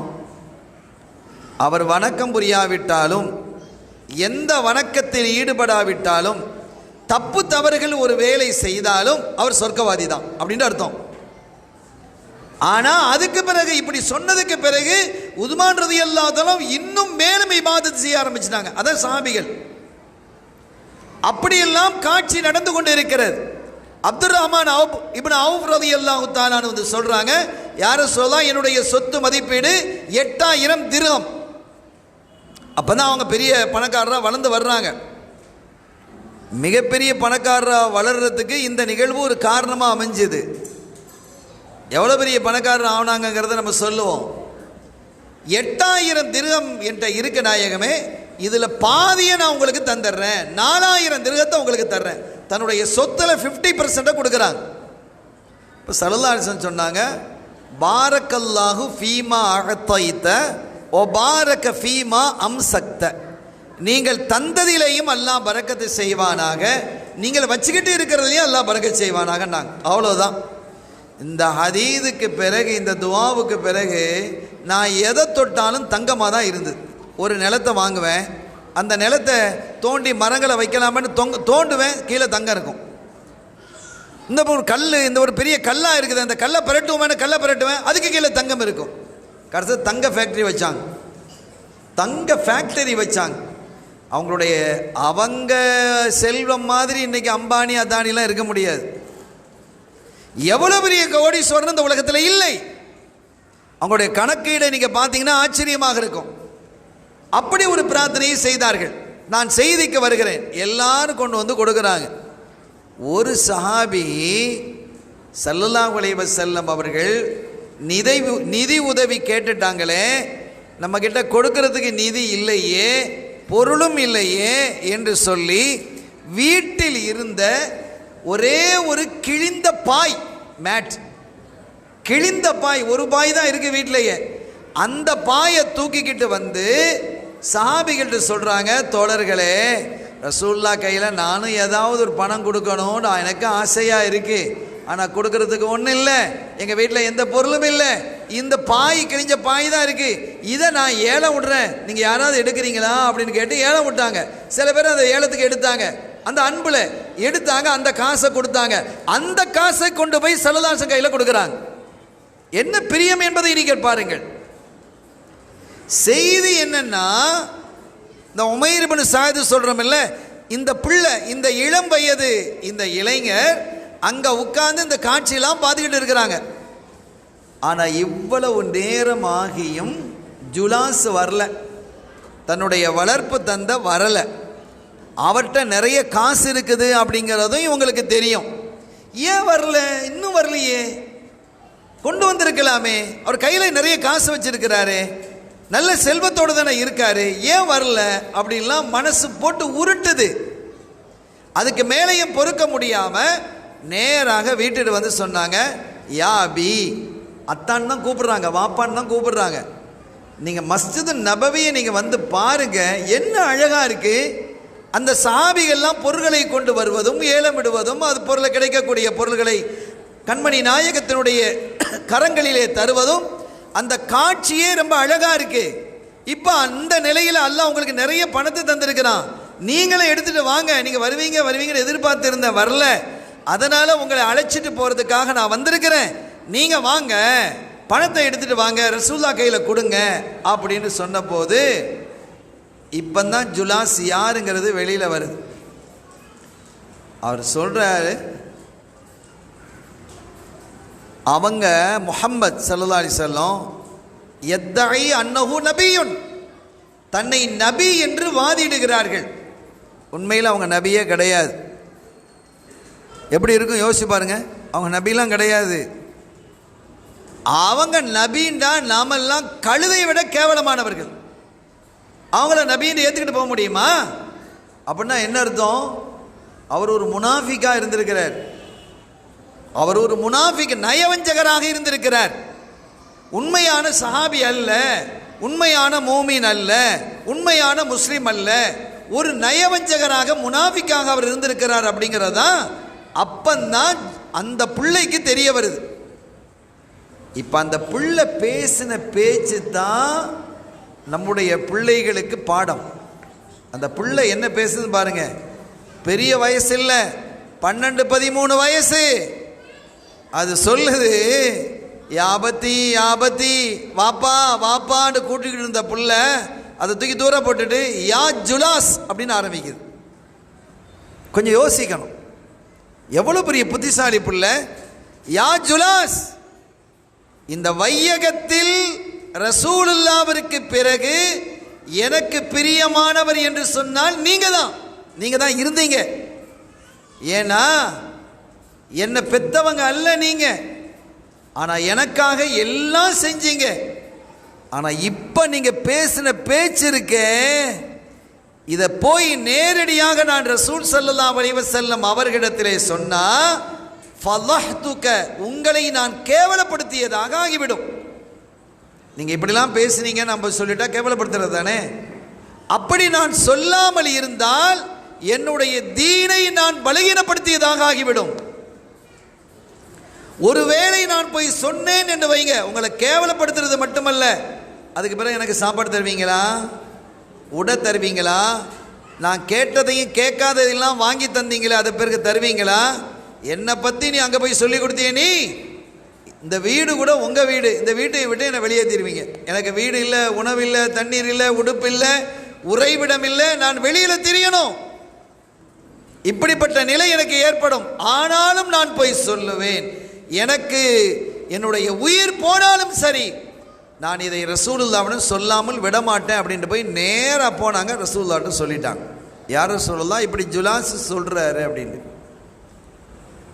ஸல்லல்லாஹு அலைஹி வஸல்லம் அவர்கள் ஒரு சஹாபியை அழைத்து ஜுலாஸை கூட்டுட்டு வாங்க அப்படின்னா ஜுலாஸ் வந்தார். வந்து உட்கார்ந்தார். அஸ்ஸலாமு அலைக்கும் யா ரசூலுல்லாஹ் அப்படிங்கிறார். உட்காருங்க, உங்கள் பிள்ளை இந்த சாத் உங்களுடைய வளர்ப்பு பிள்ளை உங்களை குறித்து இப்படி ஒரு ரிப்போர்ட் சொல்லி இருக்கிறாரு, நீங்கள் இப்படி சொன்னீங்களாமே, நான் நபி இல்லை என்று, நான் நபி என்று இருக்குமே, ஆனால் நீங்களாம் கழுதையை விட கேவலங்கிற மாதிரி பேசினதாக அவர் குறிப்பிடுகிறாரு, இப்படி நீங்கள் சொன்னீங்களா அப்படின்னு விசாரிக்கிறாங்க. மா குல்துஹா, நாயகமே நான் அப்படி சொல்லவே இல்லை அப்படிங்கிறார். அப்போ அங்கே இருந்த அந்த புள்ள சொல்லிச்சு, காலஹா, நாயகமே அதை சொன்னார். மா குல்துஹா, நான் சொல்லலை, சொன்னார், சொல்லலை, சொன்னார், சொல்லலை. இப்படி நடக்குது. இது இப்படி நடந்துக்கிட்டு இருக்கும்போது சஹாபிகள்லாம் உட்கார்ந்துருக்கிறாங்க, எல்லா சஹாபிகளும் உட்கார்ந்துருக்கிறாங்க. அதில் சில பேர் சொல்கிறாங்க, நன்றி கெட்ட பையன் இவன், பிள்ளையா இவன், இந்த பையனுக்காக வேண்டி அவர் எவ்வளவு செலவழிச்சிருக்கிறார், எவ்வளவு கொடுத்திருப்பார், அவர் பெத்த தந்தையா உன்னையா பெத்தாரு, அவரு உங்க அத்தா எங்கே போயிட்டாரு, இந்த பையனுக்காக வேண்டி அவங்க எவ்வளவு செலவழிச்சிருக்கிறாரு, கொட்டி கொடுத்திருக்கிறார், நன்றி இல்லாத ஒரு பையன் இவன் அப்படின்னு ஒரு சிலர் பேசுறாங்க. பெரும்பாலான சஹாபிகள் பேசிக்கொண்டாங்க, இந்த புள்ள ஒருபோதும் பொய் சொல்லாது. ஏன் தெரியுமா, ரசூலுல்லாஹ்வுடைய மதரசாவில் வளர்ந்த பிள்ளை இது. நீங்கள் கவனிக்கணும் அருமையான தாய்மார்களே, உங்கள் பிள்ளைகளை எல்லாம் மதரசாவுக்கு சரியாக அனுப்புங்க, நீங்கள் அங்கே படிக்க வைங்க, அந்த இல்மை அவர்கள் பெறணும். அங்கே இருக்கக்கூடிய பல பேர் சொன்னாங்க, ஒருபோதும் இந்த பிள்ளை பொய் சொல்லாது, கண்மணி நாயகத்தினுடைய மதரசாவில் வளர்ந்த பிள்ளை இது, அந்த பிள்ளை சொல்றதுதான் உண்மை அப்படின்னு நிறைய பேர் பேசுறாங்க. இதில் என்ன அப்படின்னா, இந்த பிள்ளைக்கு சப்போர்ட்டாக யாரெல்லாம் பேசுனாங்களோ அவங்களாம் சஹாபிகள், ஜுலாஸுக்கு யாரெல்லாம் சப்போர்ட்டாக பேசுனாங்களோ அவங்களாம் முனாஃபிக்குகள். எல்லாம் முஸ்லீம்களோட கலந்து தானே இருந்தாங்க, தங்களை முஸ்லீம் மாதிரி நடிச்சுக்கிட்டாங்க. இப்படியே இருக்கும் பொழுது தான் ஸல்லல்லாஹு அலைஹி வஸல்லம் அவருடைய சமூகத்தில் இருக்கக்கூடிய ஜுலாஸ் சொன்னார், வல்லாஹி மா குல்துஹா, அல்லாஹ்வின் மீது சத்தியமாக. சஹாபிகள் அப்படி சீக்கிரம் சத்தியம் செஞ்சிட மாட்டாங்க. அல்லாஹ்வின் மீது சத்தியமாக சொல்கிறேன், இதை நான் சொல்லவே இல்லை, இவர் என் மேல் இட்டு கட்டுகிறார், பொய்யை சொல்லுகிறார் அப்படின்னு சொல்லிட்டாங்க.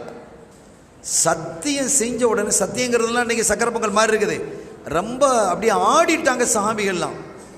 இந்த பிள்ளையே ஆடி போயிட்டார், சத்தியம் செஞ்சுட்டாருன்னு இப்படி அப்படி நடுங்கி போனார். எல்லாரும் கப்சிப்பாக ஆகிட்டாங்க, அப்படியே அமைதியாகிட்டாங்க. என்ன சத்தியம் பண்ணிட்டாரு, இவருக்கு அப்படி கண்கள் இருந்து கண்ணீர் வடியுது. அந்த பிள்ளைக்கு உமைர் இப்னு சாத் கண்ணீர் வடிக்கிறார். ஆஹா, என்னை ஒரு பொய்யனாக்கிட்டாரே, சத்தியம் செய்து என்னை பொய்யனாக ஆக்கி விட்டாரே ரசூலுல்லாஹ்வுடைய சபையிலே. என்னை பார்க்குறவங்களாம் என்ன நினைப்பாங்க, ஏதோ என்னுடைய தாயாருடைய கணவர், அந்த பொறாமையில் என்னுடைய சொந்த தந்தை இல்லையே, என்னுடைய தாயாரை அவர் சொந்தம் கொண்டாடுறாரு, அப்படிலாம் ஒரு என்ன வரலாமா இல்லையா, அந்த அடிப்படையில் நான் ஏதாவது சொல்லிவிட்டானோ, இப்படிலாம் அவங்க சிந்திச்சிருக்கலாம். இப்போ என்ன செஞ்சாங்க அந்த பிள்ளை அப்படின்னா, நேராக அல்லாஹ்வோட தொடர்பு கொண்டாங்க. அந்த ஒட்டக கதையில் வர்ற மாதிரி, யா ரப்பி, அவர் சொன்னது உண்மை என்பது உனக்கு தெரியும், அவர் என்ன சொன்னாருங்கிறது தெரியும், நான் பொய் சொல்ல இல்லை என்பதும் உனக்கு தெரியும், ஆனால் இன்னைக்கு சத்தியம் பண்ணி என்னை சிக்கல் ஆக்கிவிட்டார், நான் சங்கடத்தில் இருக்கிறேன், நான் இதை உன்னிடத்திலே நான் ஒப்படைக்கிறேன் என்று மானசீகமாக அல்லாஹ்வோடு தொடர்பு கொள்கிறார். என்னை நீ தான் பாதுகாக்கணும் அப்படின்றதும். கொஞ்ச நேரத்தில் ஸல்லல்லாஹு அலைஹி வஸல்லம் அவர்கள் அப்படியே தலையை கவிழ்ந்துட்டாங்க. இப்படி தலையை கவிழ்ந்தாலே தெரியும் வஹி வருகிறது என்பது. சஹாபிகள்லாம் வஹி வருதுனாலே பயப்படுவாங்க, ஏதோ எச்சரிக்கை வருதோ அப்படின்லாம் பயம் இருக்கும். இப்போ இப்படி ஒரு பிரச்சனை வேறு நடந்திருக்குதா, இது விஷயமா வகை வருதா அல்லது வேறு விஷயமா வகை வருதா என்னன்னு தெரியலையே என்று எல்லாரும் அப்படி நடுங்கி போய் யாரும் பேச்சு மூச்சு இல்லாமல் எல்லாரினுடைய பார்வையும் ஸல்லல்லாஹு அலைஹி வஸல்லம் அவர்களையே அப்பி நிற்குது, அப்படியே பார்த்துக்கிட்டு இருக்கிறாங்க. ஸல்லல்லாஹு அலைஹி வஸல்லம் அப்படியே தலை கவிழ்ந்து இருக்கிறாங்க. கொஞ்ச நேரம் அவங்களுடைய நெற்றியிலிருந்து அப்படியே வியர்வை வடியுது. வஹை வரும்போது ஆயிஷா நாயகி சொல்றாங்க, வலகத் ராயிதுஹு யன்ஸில் அலைஹில் வஹ்யு ஃபில் யௌமி ஷதீதில் பர்தி ஃபயஃசிமு அன்ஹு வ இன்ன ஜபீனஹு லயதஃபஸ்ஸது அரகா. கடுமையான குளிர்காலத்திலே வஹை வரும்போதும் ஸல்லல்லாஹு அலைஹி வஸல்லம் அவர்களை நான் பார்த்திருக்கிறேன், அவர்களுடைய நெற்றியிலிருந்து வியர்வை கொட்டும் என்கிறார்கள். அப்படி இருக்கும் அந்த வியர்வை. அந்த வஹை என்பது அவ்வளவு கனமானது. இப்போ நெற்றியிலேருந்து வியர்வை வடியுது, வஹை வந்து முடிஞ்சது. இப்படி இளம்பினாங்க, தலையை உயர்த்தி அவர்கள் ஓதினார்கள், யஹ்லிஃபூன பில்லாஹி மா காலு வலகத் காலு கலிமத்துல் குஃப்ரி. இந்த ஆயத்து நீண்ட ஆயத்து சூரத்து தௌபால வருது. அதில் என்ன அல்லாஹ் சொல்கிறான், சொல்கிறதையும் சொல்லிட்டு அதுவும் ஒரு குஃப்ரை, இறை மறுப்பை, இஸ்லாத்தை விட்டு வெளியில் போகிறத ஏற்படுத்தக்கூடிய ஒரு சொல்லிட்டு சொல்லவில்லை என்று யஹ்லிஃபூன பில்லாஹி மா காலு, அல்லாஹ்வோடு அவர்கள் சத்தியம் வேறு செய்கிறார்களா? அட சொல்றத சொல்லிட்டு சத்தியம் வேறு செய்றிய, நீ சொல்ல இல்லைன்னு வந்து சொல்லிக்கிட்டு. இப்போ அவங்க தௌபா செய்த அவங்க இதெல்லாம் என்ன திமிரு தெரியுமா? அல்லாஹ் அந்த ஆயத்தினுடைய போங்களை நம்ம விளங்க முடிகிறது. செல்வம் காசு வச்சிருக்கிறான்ல அந்த திமிரு. அவர்களை செல்வந்தர்களாக ஆக்கியது யார்? யுக்னிஹிமுல்லாஹு வ ரசூலுஹு மின் ஃபத்லி. அந்த ஆயத்தினுடைய தொடரில் சொல்றான், அவர்களை எல்லாம் செல்வந்தராக ஆக்கியது அல்லாஹ்வும் ரசூலும் தான். ஒரு ஆளை செல்வந்தர் ஆக்குறது யாருங்க? அல்லாஹ் தானே நம்ம சொல்லுவோம். ஒரு ஆளை ஏழை ஆக்குறது யார்? அல்லாஹ். செல்வத்தை கொடுக்கிறது யார்? அல்லாஹ் தானே சொல்லுவோம். அல்லாஹ் என்ன சொல்றான்? யுக்னிஹிமுல்லாஹு வ ரசூலுஹு மின் ஃபத்லி. அல்லாஹ்வுடைய கருணையால் ஸல்லல்லாஹு அலைஹி வஸல்லம் அவர்களும் அல்லாஹ்வும் சேர்ந்து தான் அவர்களை செல்வந்தராக ஆக்குறாங்கன்னு அல்லாஹ் சொல்றான். குர்ஆன் பேசுகிறது. இதெல்லாம் பிதாத்துன்னு சொல்வீங்களா? அல்லாஹ் சொல்றான் செல்வந்தனாக ஆக்குவது அல்லாஹ்வும் ரசூலும் என்பதை. ஆக அந்த பணத்திமிரிலே அவர்கள் அப்படி பேசுகிறார்களா? வய்யதூபு யகு கைரல்லஹும். அவர்கள் தௌபா செய்தா அவங்களுக்கு நல்லது, இல்லைன்னா அவர்களுக்கு துன்யாலையும் ஆதாபு ஆகிரத்திலையும் ஆதாபு, அவர்களுக்கு உதவி செய்யக்கூடிய யாரும் அவர்களுக்கு இருக்க மாட்டார்கள் என்று அந்த வசனத்தை ஓதி காட்டியதும் ஸல்லல்லாஹு அலைஹி வஸல்லம் அவர்கள் அப்படி சந்தோஷித்து அந்த பிள்ளையினுடைய அந்த உமைர் இப்னு சஅதினுடைய காதை அப்படி தடவி விட்டு அவங்க சொன்னாங்க, உமைர், உங்கள் காது கேட்டதை அல்லாஹ் உண்மைப்படுத்தி விட்டான். அந்த காதை அப்படி தடவி கொடுக்குறாங்க. இந்த காது கேட்டதை அல்லாஹ் உண்மைப்படுத்தி விட்டான் என்று சொன்னதும் இப்போ ஜுலாஸுக்கு எப்படி இருக்கு நீங்கள் பாருங்கள். அவங்க அப்படி எழுந்தாங்க, எழுந்து சொன்னாங்க, யார் சொல்லலாம், என் பிள்ளை சொன்னது உண்மைதான், நான் பொய் சத்தியம்தான் பண்ணேன், ஆனால் இப்போ நான் தௌபா செய்கிறேன், அல்லாஹ்விடத்தில் தௌபா செய்கிறேன், நான் தௌபா செய்து நான் மீளுகிறேன், நான் முனாஃபிக்காகத்தான் இருந்தேன், இனிமேல் நான் அப்படி இருக்க மாட்டேன், உண்மை மோமீனாக வாழுவேன் என்று தன்னை மாற்றிக்கொண்டார். அது மாற்றியது உண்மையாக இருந்தது என்று அறிஞர்கள் எழுதுகிறாங்க. உண்மையான மோமீனாக வாழ்ந்தார். அதற்கு பிறகு ஏற்கனவே அந்த பிள்ளையின் மீது எவ்வளவு பிரியம் காட்டினாரோ அதை விட கூடுதல் பிரியம் காட்டினார், உண்மையான மோமீனாக வாழ்ந்ததால் என்று அறிஞர்கள் எழுதுகிறாங்க. நான் சொல்ல வந்த செய்தி இதில் இந்த மேட்டரில் தலைப்புக்குள்ளே உள்ள செய்தி என்னன்னா, அந்த குழந்தை, அந்த பிள்ளை 12-13 வயசு பிள்ளை, ஏன் ரசூலை பற்றி நீங்கள் இப்படி பேசுகிறீங்களே, என்னால் பொறுக்க முடியாது, உங்களை போய் நான் சொல்லிக் கொடுப்பேன், அதனால் நீங்கள் எனக்கு சாப்பாடு தராட்டாலும் பரவாயில்ல, உடை தராட்டா பரவாயில்ல, எனக்கு நோய் வந்து மருத்துவம் தராட்டாலும் பரவாயில்ல, என்னை வீட்டை விட்டு வெளியில் விரட்டினாலும் பரவாயில்ல. என்ன பெரிய அன்பு, எவ்வளோ பெரிய ஆச்சரியமானது.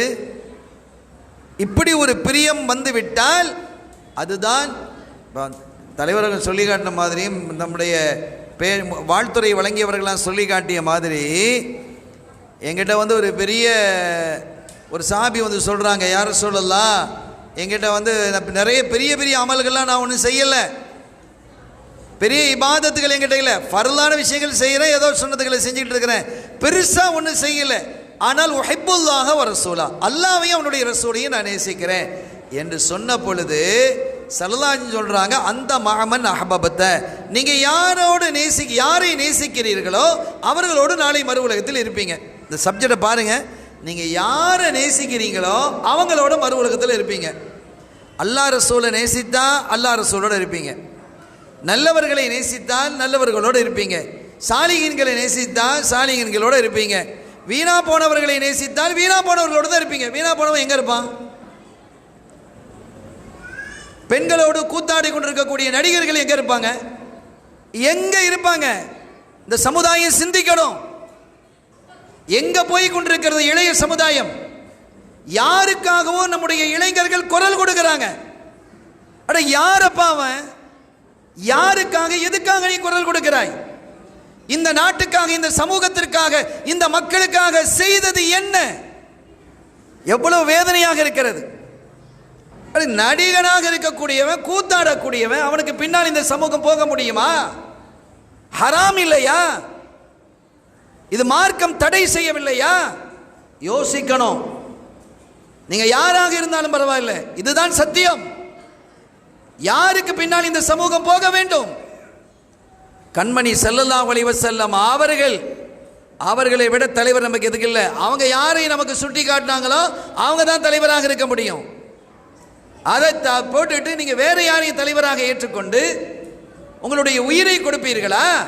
உங்களுடைய பொருளை அர்ப்பணிப்பீர்களா? அந்த நடிகர்கள்ட்ட எல்லாம் இல்லாத பொருளா? சொத்தா? சும்மா கணக்கு வழக்கு இல்லாத செல்வங்களை வைத்துக் கொண்டிருக்கிறார்கள். இந்த துனியாவை அனுபவித்துக் கொண்டிருக்கிறார்கள். ஆட்டம் பாட்டத்திலே இருக்கிறார்கள். என் அருமை தாய்மார்களை நான் சொல்லுவேன், உங்களை நீங்க கவனமாக இருக்க வேண்டும். உங்களுடைய பிள்ளைகளை நீங்கள் பக்குவப்படுத்துங்கள், ஒழுக்கப்படுத்துங்கள், சீர்படுத்துங்கள், நேர்மையான வழியிலே வாழுங்கள். அதற்கு மதரசா உங்களுக்கு துணை நிற்கும். அதுதான் உங்களுடைய பிள்ளைகளை நீங்க ஊட்டி வளர்க்கணும். நீங்க பொறுப்பாளர்கள், தந்தைகளையும் சொல்றேன், குறிப்பா தாய்மார்களை சொல்றேன். நாளை மறு உலகத்தில் குல்லுக்கும் மஸ்ஊலுன் வ குல்லுக்கும் அன் ரஅய்யதிஹி மஸ்ஊலுன் அன் ரஅய்யதி வ குல்லுக்கும் ராயின் வ குல்லுக்கும் மஸ்ஊலுன் அன் ரஅய்யதிஹி ஸல்லல்லாஹு அலைஹி வஸல்லம் சொல்றாங்க. நீங்க ஒவ்வொருவரும் பொறுப்பாளர்கள். என் பிள்ளையை நான் எப்படி வளர்த்துக்கிடுவேன் சொல்றதுக்கு உரிமை இல்லை. No right. எந்த உரிமையும் உங்களுக்கு கிடையாது. அல்லாஹ் ரசூல் சொன்ன மாதிரி தான் உங்க பிள்ளையை நீங்க வளர்க்கணும். அந்த அடிப்படையிலே வளருங்கள். நீங்க அப்படி வளர்க்க இல்லைன்னா உங்க பிள்ளைகள் அவர்களுடைய பிள்ளைகள் வேற வழியில போயிடும். அது பெரிய தலைக்குத்தாக உங்களுடைய பிள்ளைகளுக்கு அமையும். இதை நீங்க கவனத்தில் கொள்ளணும். உங்களை மாற்றிக்கொள்ள வேண்டும். நாம் நம்மை மாற்றணும். அல்லாஹ்வை ரசூலை நோக்கி நாம் பயணப்பட வேண்டும். சகோதர சகோதரிகளே, இந்த மீலாது விழாவின் வழியாக நமக்கு சத்தியம் எது என்பதை புரிந்து கொண்டு அப்படிப்பட்ட அற்புதமான வழியில வளர்க்கணும் நம்ம பிள்ளைகளை. தல்ஹத் இப்னுல் பரான்னு ஒரு பிள்ளை, தல்ஹத் இப்னுல் பரா, இன்ஷா அல்லாஹ் எனக்கு தரப்பட்ட நேரத்தில் நான் நிறைவுபடுத்துவேன். நெருக்கமாக இருக்கிற இந்த தகவலோடு அது நிறைவாயிடும் நினைக்கிறேன். தல்ஹத் இப்னுல் பரா என்று சொல்லக்கூடிய ஒரு சின்ன பிள்ளை ஸல்லல்லாஹு அலைஹி வஸல்லம் சமூகத்துக்கு வர்றாங்க. இளைஞர் தான், அது இதே மாதிரி வயசு தான், 13-14 வயசு. அவங்க வர்றாங்க. வந்து அந்த ஹதீஸில் அப்படியே வருது, அவங்க கப்பல ரிஜ்லைஹி கப்ப யுகப்பிலு ரிஜ்லைஹி ஸல்லல்லாஹு அலைஹி வஸல்லம் பாதத்தை முத்தினார். முத்திட்டு சொன்னாங்க, அந்த புள்ள சொல்லுது, முர்லி யா ரசூலல்லாஹ் பிமா அஹ்பப்த, நாயகமே எனக்கு ஏதாவது வேலை சொல்லுங்க, உங்களுக்கு பிரியமான ஒரு வேலையை சொல்லுங்க, அதை நான் செய்யணும். இப்போ பிள்ளைகள் வந்து பெற்றோர் வேலை செய்கிறத, வேலை சொல்றதை எதிர்பார்க்கணும். அது அவர்களுடைய வாழ்வில் உயர்வை தரும், உயரத்தை தரும். இந்த பிள்ளை வந்து கேட்குது, முர்லி யா ரசூலல்லாஹ் பிமா அஹ்பப்த, உங்களுக்கு பிரியமானதை சொல்லுங்க நாயகமே, நான் செய்யணும். அப்போ ரசூல் சொல்லி ஏதாவது செய்யணும்னு விரும்புகிறாங்க. அப்போ அவங்க ரசூல் கேட்குறாங்க, தல்ஹா நான் எதை சொன்னாலும் செய்வீங்களா அப்படின்னு கேட்குறாங்க. செய்வேன் நாயகமே, செய்கிறேன். சுறுசுறுன்னு இருக்கிறாங்க. எதை சொன்னாலும் செய்வீங்களா? செய்வேன். ஒக்குத்துல் அப்பாக்க, நேராக போங்க, உங்கள் அத்தாவை ஒரு போடு போட்டு கொலை செஞ்சுருங்க, வெட்டி இருங்கிறாங்க. எப்படி இருக்கும்? யாரும் சொல்லலாம், ஏதாவது ஒரு கடின வேலைகள் தருவீங்க, நான் ரசூல்லா சொல்லி செஞ்சேன் அப்படின்னு ஒரு சந்தோஷத்துக்கு ஒரு கடினமான வேலையை, ஒரு பாரதூரமான வேலையை அல்லது ரொம்ப தூரம் போய் செய்ய வேண்டிய வேலையை, டயர்ட் ஆகக்கூடிய வேலையை நீங்கள் சொல்லுவீங்க. அப்படி சொன்னால் ரசூல் சொல்லி நான் செஞ்சேன் அப்படின்னு ஒரு சந்தோஷம் இருக்குது, அந்த சந்தோஷத்துக்காக நான் சொன்னேன் என்று கேட்டால் அதுக்கு அத்தாவை விட்டுங்க அம்மா விட்டுங்கன்னா சொல்லுவாங்க. அப்படிலாம் அந்த பிள்ளை ஒன்றும் கேட்கல.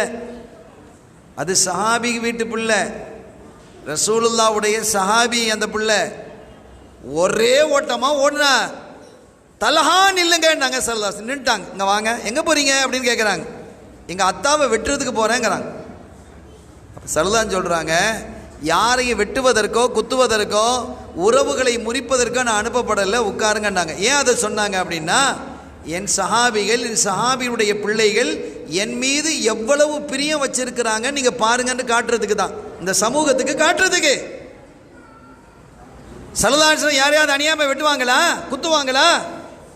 சமூகத்தை, உறவுகளை பிரிப்பார்களா? உறவுகளை பிரிக்காதீங்க, உறவுகளை சேர்ந்து வாழுங்கள், உங்கள் பிள்ளைகளை அரவணைத்து வாழுங்கள், பெற்றோருக்கு கண்ணியம் கொடுத்து வாழுங்கள் என்று அற்புதமான வழியை காட்டி தந்த ஸல்லல்லாஹு அலைஹி வஸல்லம் அத்தா வெட்ட சொல்லுவாங்களா? ஏன் அப்படி சொன்னாங்கன்னா, என் சஹாபிகள் எப்படி இருக்கிறாங்கன்னு பாருங்கன்னு தெரியறதுக்கு தான். அவங்க சொன்னால் செஞ்சிருவாங்க. அப்படி நம்ம செய்யணுமா இல்லையா? நம்முடைய வாழ்க்கையில் கொண்டு வரணுமா இல்லையா?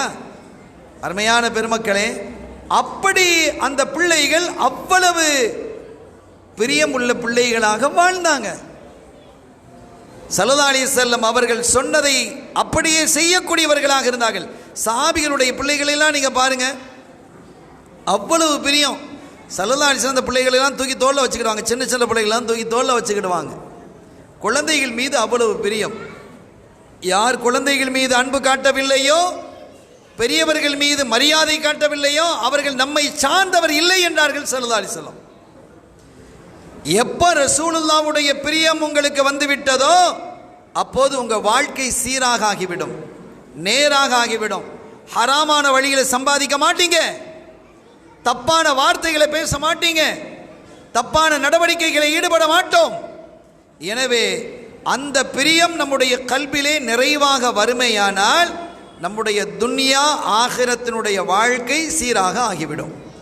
எல்லாம் வல்ல ரப்பல் ஆலமீன் அல்லாஹ் ஜல்ல ஷானஹு வ தஆலா அத்தகைய பிரியமான வாழ்க்கை வாழ்வதற்கு எனக்கும் உங்களுக்கும் நம்மை சார்ந்தவர்களுக்கும் நம்முடைய சந்ததிகளுக்கும் தௌஃபீக் செய்வானாக. ஒழுக்கமான வாழ்க்கை வாழ்வதற்கு, கண்மணி நாயகம் ஸல்லல்லாஹு அலைஹி வஸல்லம் அவர்கள் மீது உயிரையே வைத்து வாழக்கூடிய வாழ்வதற்கு அல்லாஹ் தௌஃபீக் செய்வானாக. கடந்த காலங்களில் நம்முடைய வாழ்க்கையில் ஏற்பட்ட பாவங்களை, குற்றங்களை, குறைகளை அல்லாஹ் மன்னித்து மறைத்து அருள்வாளிப்பானாக. ஒரு புனிதமான மூமீனாக, முஸ்லீமாக வாழக்கூடிய பாக்கியத்தை அல்லாஹ் நமக்கும் நம்முடைய சந்ததிகளுக்கும் தந்தருள்வாளிப்பானாக. இந்த மஜ்லிஸை கபூல் செய்வானாக.